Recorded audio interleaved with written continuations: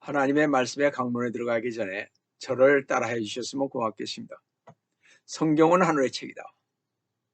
그래서 성경을 가까이 하면 세상이 멀어지고 성경을 멀리 하면 세상이 가까워진다.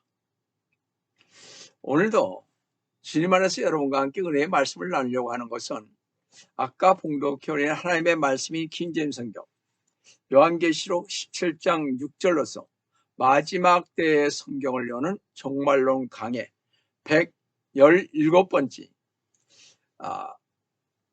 제3부 요한계시록 강해 58번째로서 바벨론의 신비인 로마 카톨릭 네 번째입니다. 그 중에서 오늘은 또 한번 로마 카톨릭의 잔혹상에 대해서 두 번째로 여러분과 같이 은혜를 나누려고 합니다. 유럽 전역에 종교개혁이 서서히 싹트서 복음의 빛을 발하기 시작하자 교황 이노센트 3세는요 1198년서부터 1216년까지 제위했던 이 교황 이노센트 3세는요 로마 교회에 대한 큰 불안을 갖게 됐습니다. 그리하여 교황 이노센트 3세는 수많은 신문관들을 임명을 했습니다.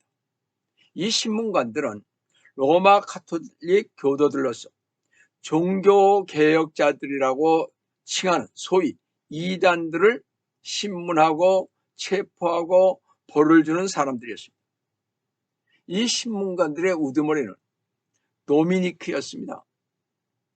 교황은 이 수도에 도미니크의 권위를 더욱 존경할 만한 것으로 만들기 위하여 도미니크를 신문관의 우두머리로 삼고 확고하고 정기적인 종교 재판을 담당하는 법정을 수립하기로 결정했습니다. 로마 카톨릭은요 50만 명의 군대를 동원했음에도 불구하고 프로테스탄트 즉 주님을 믿고 진리대로 살아가는 크리스찬들이 유럽에서요 완전히 소탕되지 않은 것을 알고 도미니크를 임명하여 이 일을 마무리 짓도록 했습니다. 이 사실 카톨릭에서 성 도미니크라고 부르는 이 사람은 아주 사탄적이고 반교회적인 기관의 창시자로 알려져 있습니다. 그러므로 이 도미니크 수도원은 소위 이단 운동에 빠진 사람들을 올바른 신앙 즉 카톨릭 제도권 교회인 이 카톨릭으로 다시 돌아오게 하기 위해서 세워진 수도원인 것입니다. 로마 카톨릭 수사들 중에서 가장 열성적이고 로마 카톨릭에 맹목적으로 복종하는 사람들은 도미니크회 수도사들과 프란체스코 수도사들입니다. 그래서 교황은 다른 종교 재판소들을 관할할 독립적인 권한을 이들에게 주는 것이 타당하다고 생각하여 그들이 교황의 이름으로 파견되고 교황 자신을 대신하는 재판관들로서 이들 종교 재판관들에게 거의 무제한적인 권한을 주었던 것입니다. 이 도미니크 수도사들과 프란체스코 수도사들로 구성된 종교 재판관들은 이단에 관한 즉 우리 프로테스탄트를 이단이라고 그러잖아요. 그 카톨릭에서 봤을 때 이 이단에 관한 가장 작은 정보만으로도 재판관들이 이들이 이단이라고 타당하다고 생각하는 사람들을 추방하고 투옥시키고 고문하고 사형에 처하도록 하는 허락을 받았습니다. 또한 자신들이 이단이라고 여기는 사람들과 성전 즉 성스러운 전쟁이라는 것을 하고 통치자들과 연합하여 왕의 군사력으로 성전을 치를 수 있도록까지 허가를 받았던 것입니다. 이 재판소에서 맡고 있는 주요 고소사항은 이단이었습니다. 여기서 이단이란 로마 카톨릭의 전통과 강령에 반대하는 모든 글과 말을 하는 것입니다. 모든 재판의 경우에서 신문가들은 극도의 잔악함으로 재판 과정을 진행했으며 신문관들을 화나게 하는 사람들은 극악무도하게 처형했습니다. 종교 재판에서요, 변호사는 죄수들에게 거의 소용이 없었습니다. 왜냐하면 변호하다가 의심을 받게 되면 그 사실 하나만으로도 그 변호사들이 충분히 종교 재판을 받게 되는 원인이 되기 때문에 그렇습니다. 또한 죄인이 부자로 살면 부유할수록 위험도 더욱 컸습니다. 왜냐하면요, 이 종교 재판관들은 그들의 탐욕이 많이 있었습니다. 이 잔인하게 고문하는 것은 탐욕 때문이었습니다. 종교 재판관들은요, 재산을 소유하기 위해 생명을 빼앗았고 자신들이 점치고 놓은 부유한 사람을 약탈했으며 고발된 사람이 유죄 판결을 받게 되면 죄수들은 심하게 채찍을 맞고 잔인하게 고문을 당한 후 노예 손에 보내지거나 사형 선고나 둘 중 하나였습니다. 그리고 어느 경우든지 재산 압수가 동반되었습니다. 따라서 재판소의 최하위 관리일지라도 최고의 지위에 있는 인물들을 두려움에 떨게 했던 것입니다.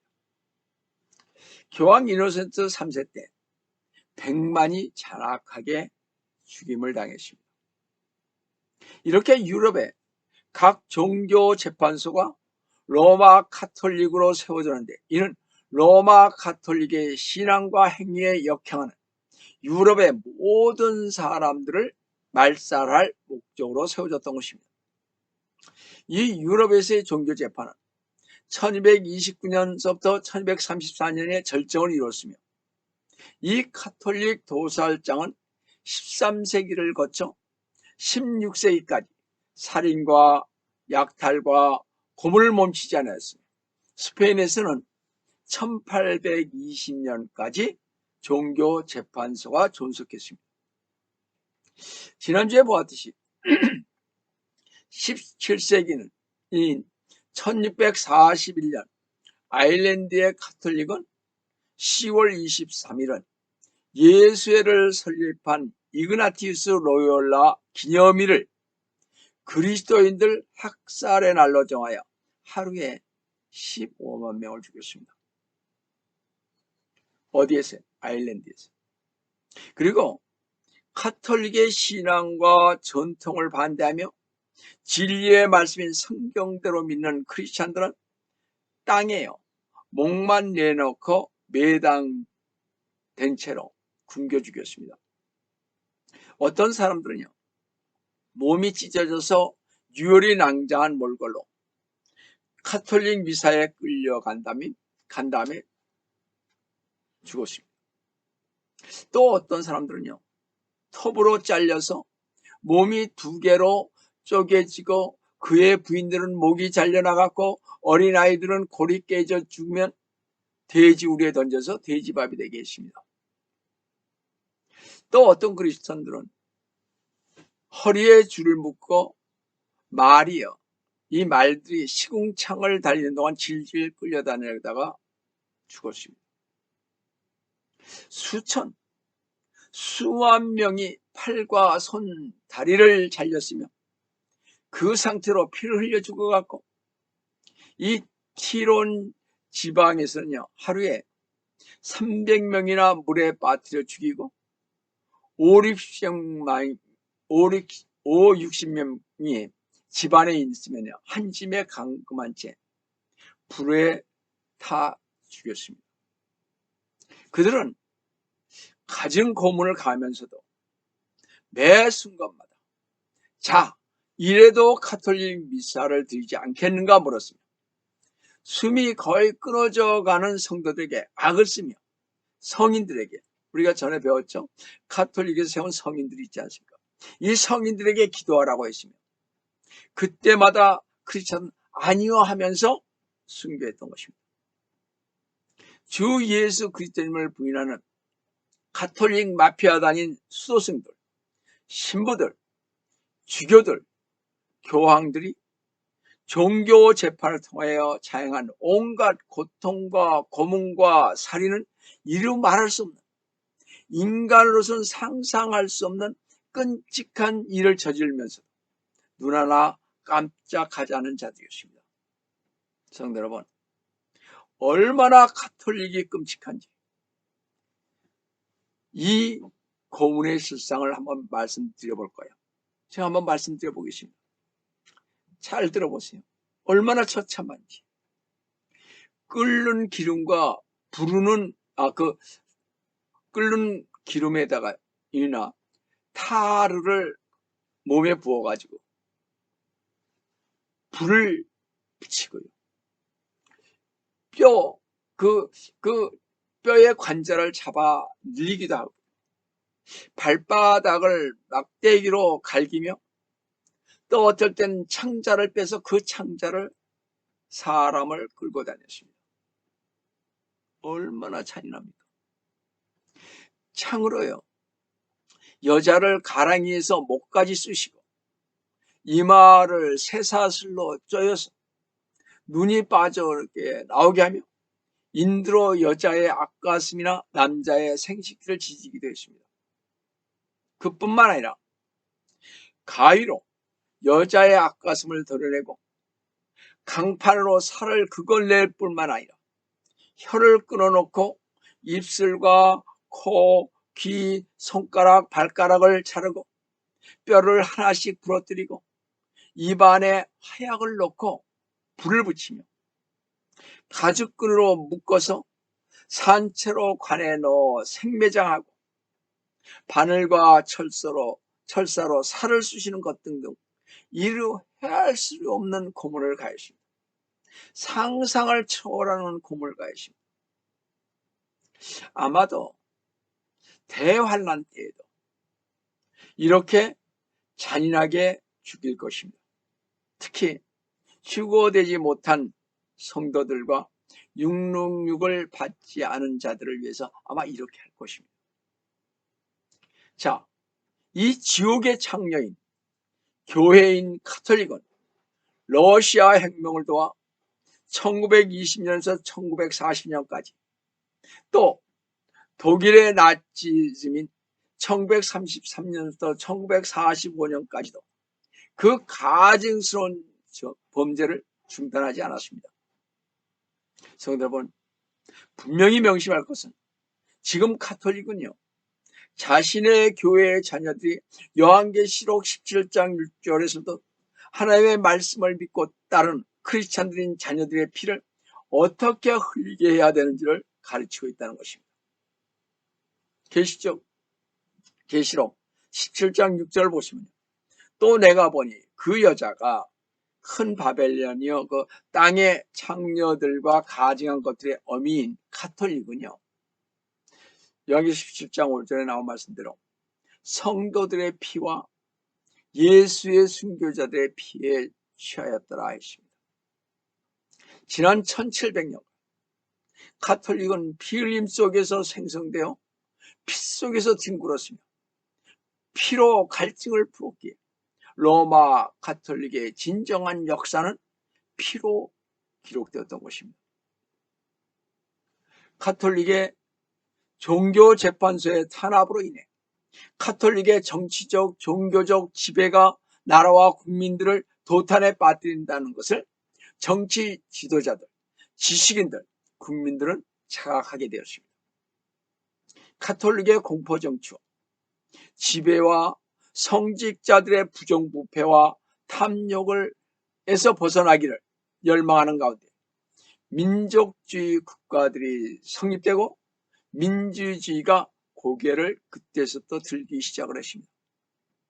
드디어 가톨릭이 95%이고 가톨릭 국왕 루이 16세의 통치자였던 프랑스에서요, 1789년 6월 20일 프랑스 혁명이 시작되고 7월 14일에는 파리의 군중들에 의해서 바스티유 궁전이 습격당했습니다.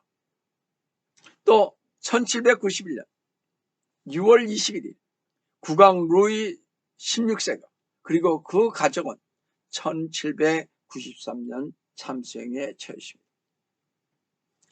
로마 카톨릭에 대한 반항으로 프랑스의 인권선언은 무신론적 색채를 띠고 말았습니다. 기독교 소용없다는 거죠. 카톨릭의 그 잔악상을 보면서. 그러니까 인간이요, 자기 자신이 신이며 하나님이나 성경과 관계가 없이 스스로 율법을 확립할 수 있다고 프랑스 사람들은 여겼습니다. 그래서 프랑스는 무신론으로 가기 시작을 했던 것입니다.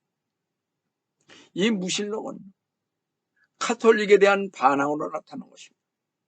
그리고 프랑스의 인권 선언이 말하는 자유란 하나님께서 주신 자유가 아니라 이 자유는 내가 먼저고 너는 그 다음이라는 원칙에 따른 동물적인 자유를 말하는 것입니다.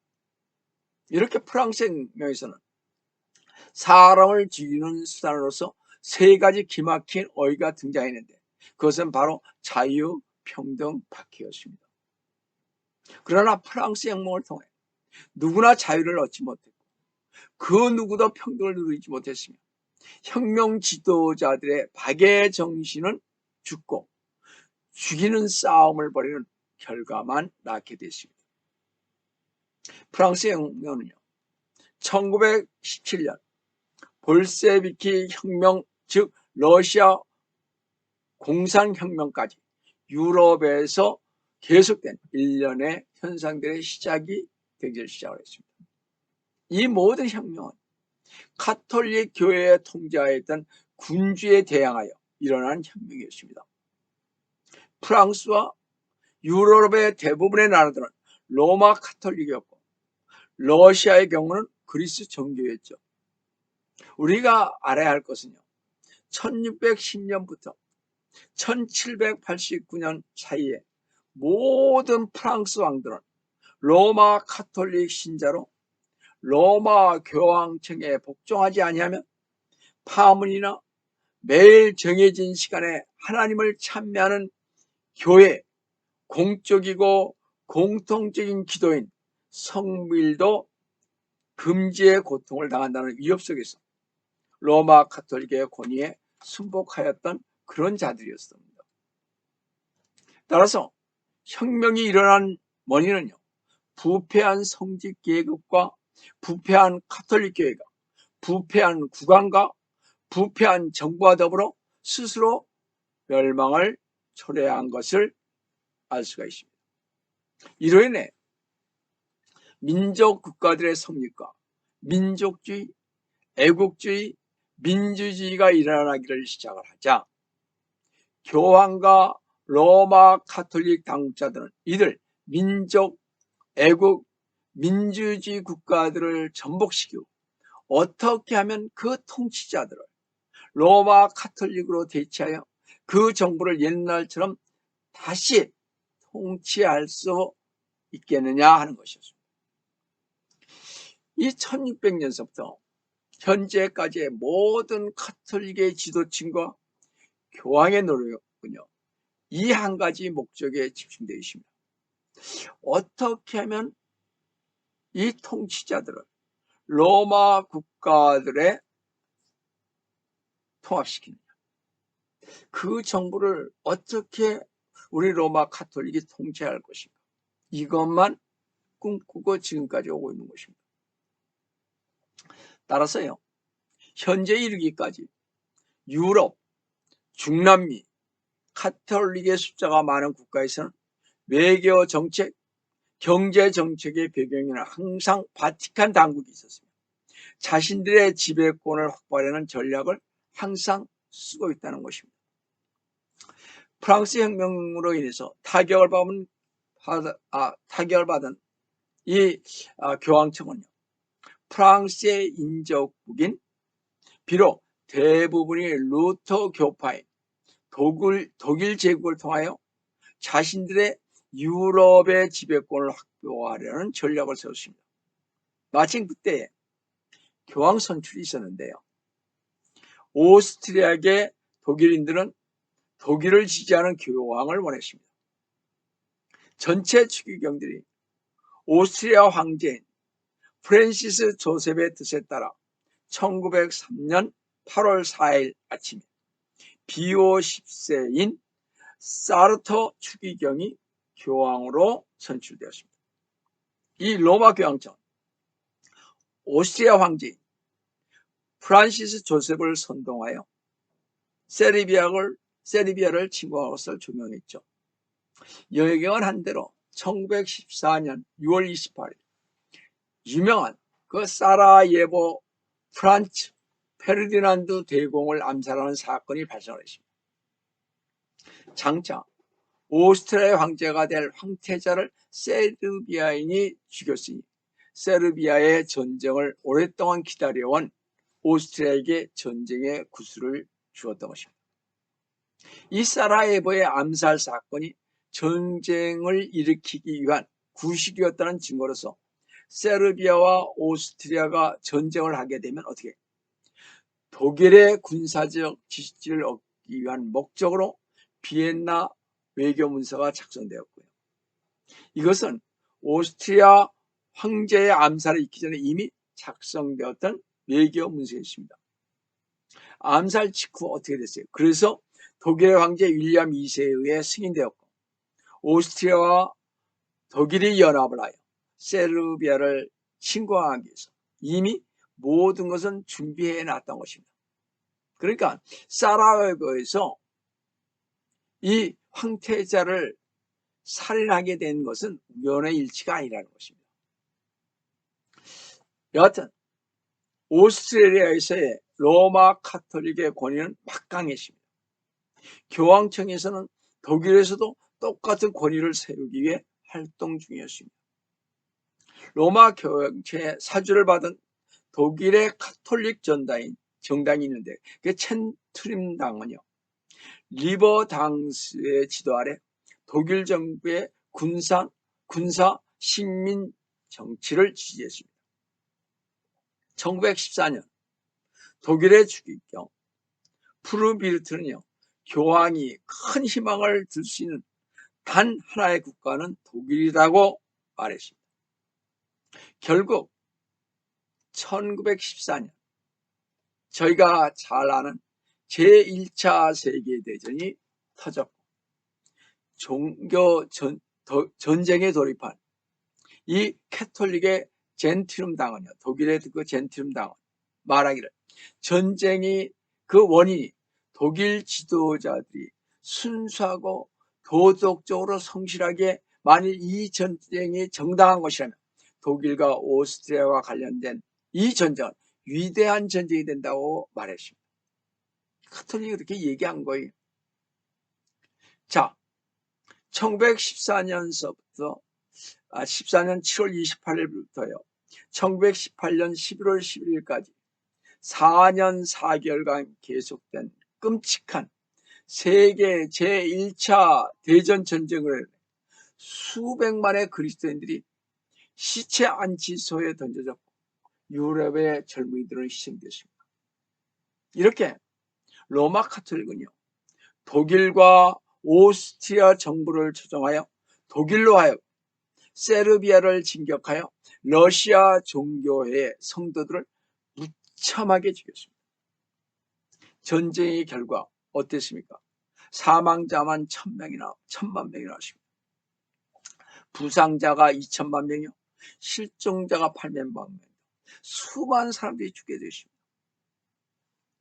그래서 전쟁에 패한 독일은 베르사유 조약을 맺었죠.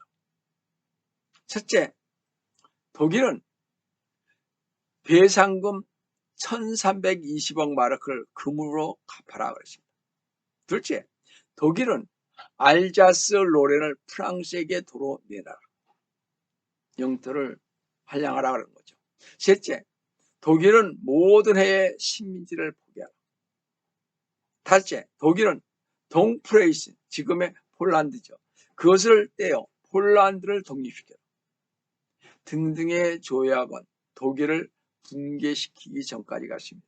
1차 세계대전으로 일으켰다가 이게 망한 결과죠. 자, 1919년요. 바이마르 정권이 수립되어서 독일 경제도 차차 안정을 되찾았지만 1929년 미국 경제 대공황에 의해 독일 경제는 다시 파탄 직전으로 가게 됐습니다.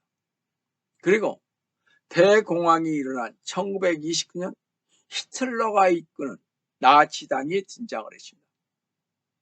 자, 전쟁 직후 독일의 파첼리 주교는 매우 인기가 있었습니다. 그의 명성은 대단했습니다. 나중에 이 파첼리 주교는 교황 비오 12세가 되었습니다. 그가요, 이 파첼리 주교였었을 때 파첼리는 독일은 교황권에 감사해야 한다고 말했습니다. 그 당시 히틀러는 나치당의 대장이 되었고 이때부터 파첼리 주교와 히틀러는 자주 만났고 히틀러에 대한 파첼리 주교의 보고로 인해 교황청은 히틀러라는 새 인물로부터 옛 독일 신성 로마 제국의 영광을 재현할 가능성을 보았던 것입니다. 교황청은 로마 카톨릭과 적대관계인 유대인과 동방 종교인 그리스 종교회를 지상에서 없애기 원했고 또 교황청은 유대인을 학살하려고 히틀러를 키웠습니다. 히틀러는 예수의 회원을 가장하여 게시타포를 조직하기로 했죠.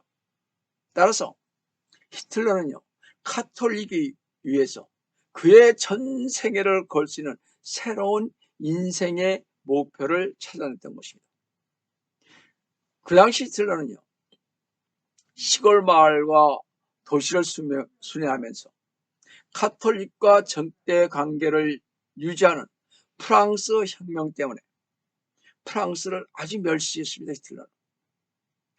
그러면서 유대인을 비난하는 집회를 독일 전체에서 계속 하고 있었습니다. 그 이유로 인해서 히틀러는요, 독일에서 급격히 부상했습니다. 교황청은 카톨릭 정당인 체트룸을 통해 전국적으로 누굴 지지했어요? 히틀러를 지지했습니다. 베를린의 로마 교황 대살 파첼리 주교는 히틀러를 신의 소명을 받은 사람이라고 하면서 나치가 중앙 권력의 방해 없이 반유대주의와 단일 정부 계획을 준비하도록 도와주었습니다. 이 독일의 카톨릭 교도들은 교황 비오 12세인 이 파첼리의 그 주교의 지지로 인해 모두 히틀러 편이 됐습니다. 교황청의 폰 파펜과 히틀러 확고하게 이 결탁하여서 모든 일을 결정했습니다. 히틀러는요, 교황청에 있는 폰 파펜 책략 덕분에 1993년 선거에서 압승하여 정권을 장악하고 수상이 되었습니다. 이 폰 파펜은 교황 대사였던 파첼리 주교의 분신이요, 교황 비오 12세 즉 파첼리의 오른팔이었습니다. 1934년 1월 25일자 메르큐리 드 프랑스지는요, 히틀러를 키운 사람은 바로 파첼리 즉 교황 비오 12세였음을 보도했습니다. 1934년에 힌덴부르크 대통령이 사망을 했습니다. 독일에. 대통령이 사망하자 히틀러는 나치당을 제외한 모든 정당들을 무력 해산시키고 1935년 독일에 정말 무리한 조건을 단 베르사유 조약을 폐기하면서 재무장을 선언했죠. 1936년엔 히틀러를 제3경 총통으로 공식 선포를 하고 1939년 독소 불가침 조약을 맺은 히틀러는 1939년요 9월 1일 폴란드 서쪽을 침범을 했습니다. 그리고 소련군이 1939년 9월 17일 폴란드의 동쪽 국경을 침범함으로써 제2차 세계대전이 발발하게 됐던 것입니다. 그 뒤요 1940년 독일은 덴마크, 노르웨이, 벨기에 등을 단 18일 만에 함락시키고 40일 만에 프랑스 파리를 점령하고 이탈리아와 일본과 삼국 동맹을 맺었습니다. 1941년 히틀러는 부족한 유전을 확보하기 위해서 6월 9일 소련을 침공하여 레닌그라드를 900일 동안 포위하였고 모스크바 전방 16kg까지 진격했습니다.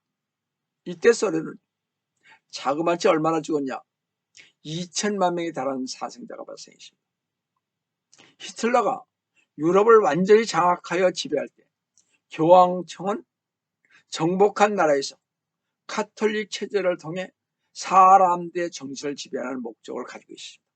아까도 말씀드렸다시피 교황청에서 볼 때 히틀러는 구부러진 십자가 깃발 아래 세상의 복음을 전할 제2의 콘스탄틴이 신의 대리자이기 때문에 히틀러가 승리할 때마다 사람들에게 태두, 당신을 주님으로 참여합니다라고 부르게 했습니다. 모든 가톨릭 성도들에게. 또 히틀러가 하는 전쟁은 성스러운 전쟁, 성전이라고 했고 교황권의 전쟁이라고 했습니다. 히틀러는 러시아와 그리스 정교에 대항하여 러시아와 유럽을 가톨릭화하는 것이 자신의 할 일이라 생각을 했던 것입니다. 또 유대인들을 유럽에서 완전히 말살시키는 것 또한 가톨릭 자신들이 할 일이라고 생각을 했습니다. 예를 들어 1942년 7월 20일 SS, 우리가 영화에서 보면 SS는 그 총대장인 아이만은 부모와 함께 체포된 어린애를 2살부터 12살까지를 가축을 실은 기차에 빼코기 실어 1942년 8월 하순에 아우슈비츠 화장터에서 4,000명의 어린애들을 태워 죽였었고요. 2, 3살 된 사내들과 계집애들이 가지고 온 조그만 보따리를 풀어서 작은 장식品, 귀걸이, 팔찌들을 담당 검사관이 몰수하고 나서 죽였습니다.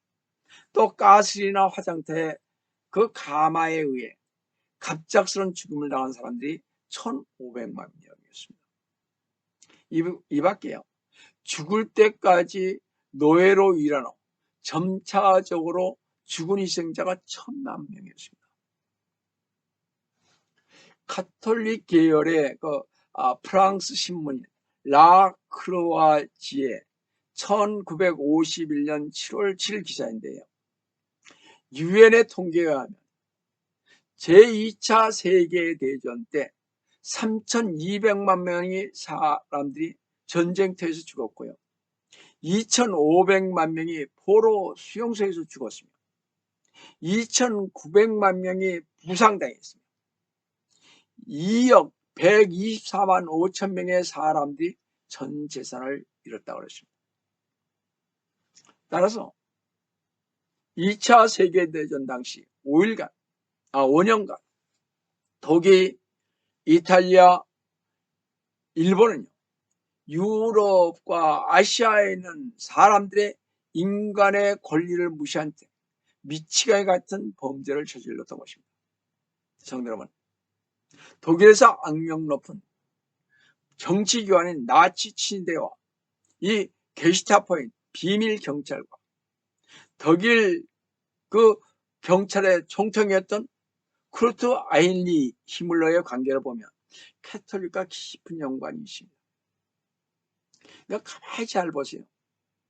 세계 제1차 대전은 카톨릭과 연관이 있습니다.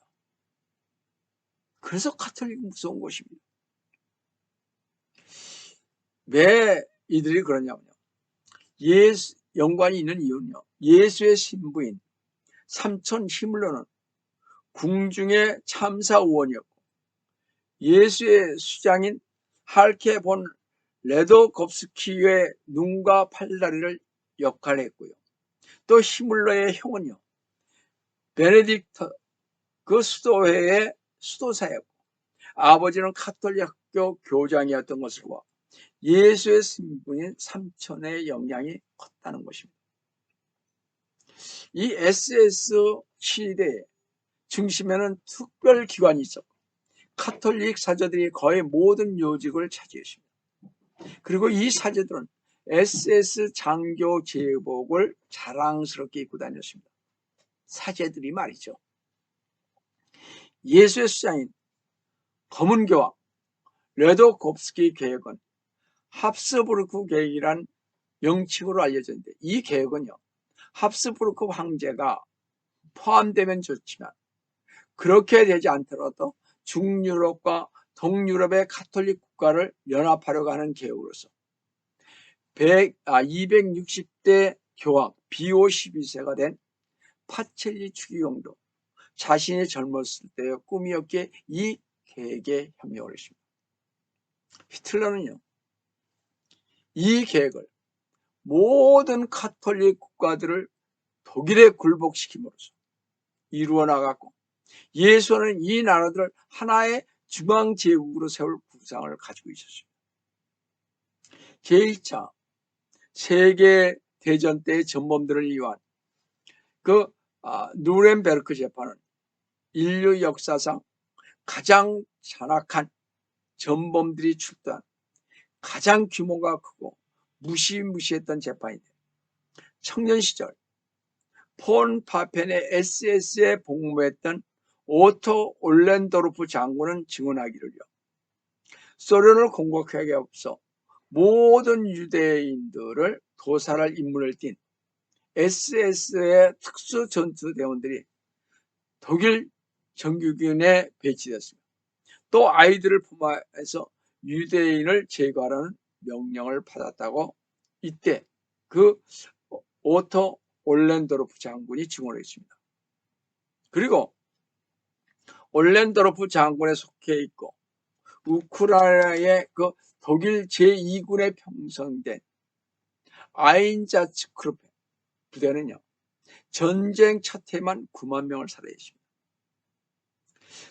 아마 다른 부대들은 더 많은 사람을 살해할 것이라고 추정을 합니다.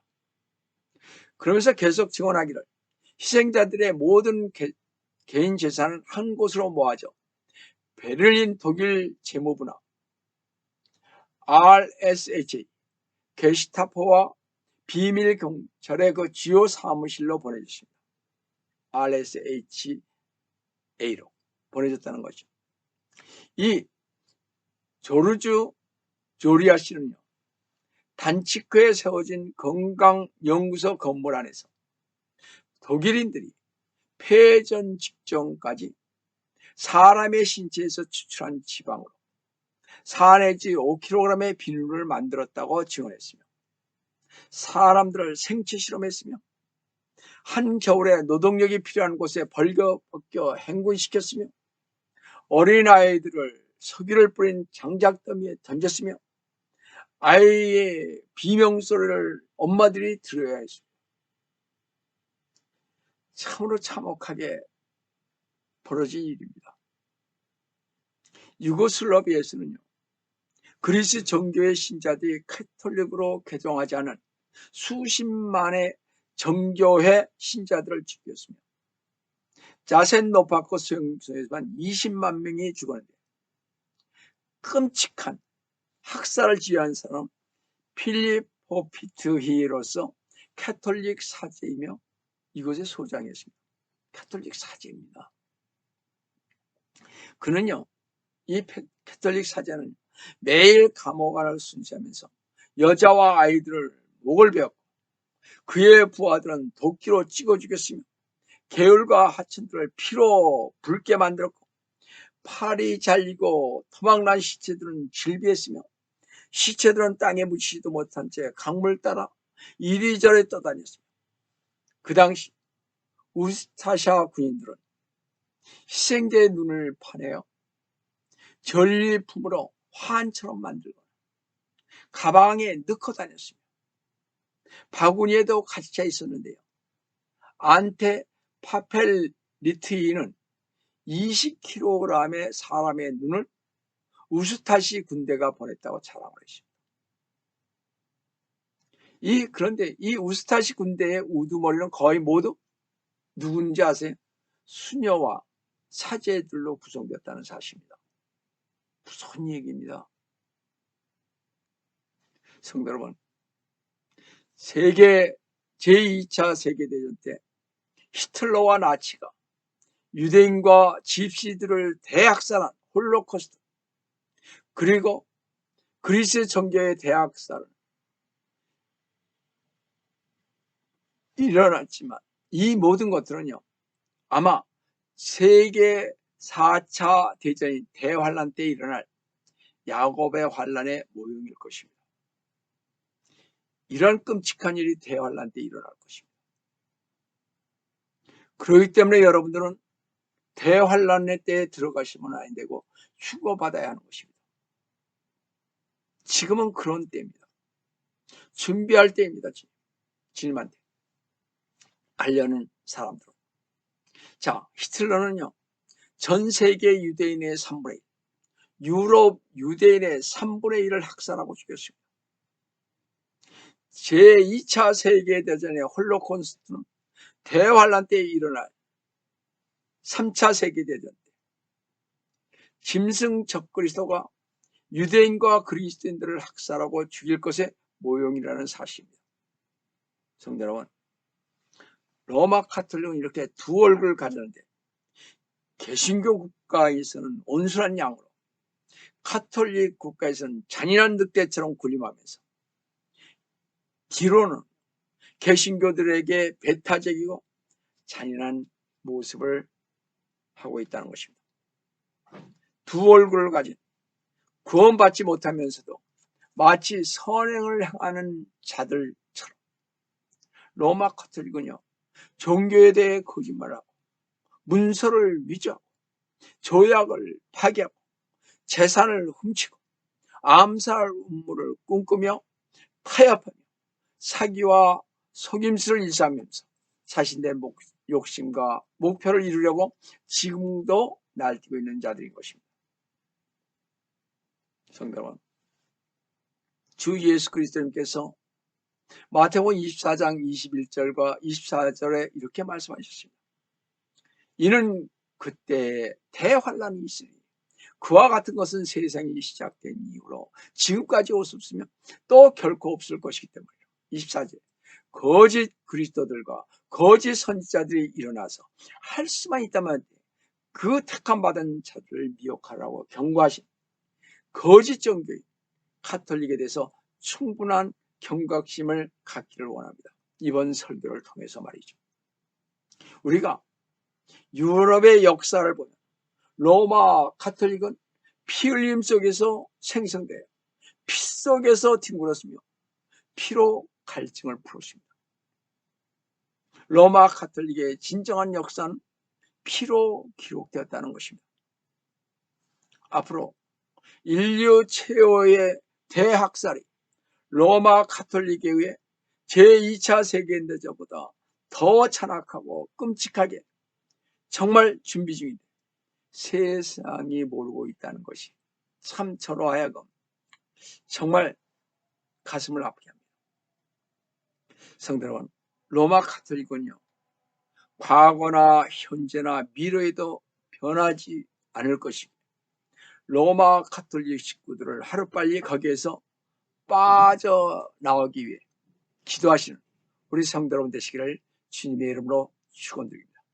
다시 기도하겠습니다. 사랑의 하나님 아버지, 오늘 로마 카톨릭의 잔악상을 봤습니다.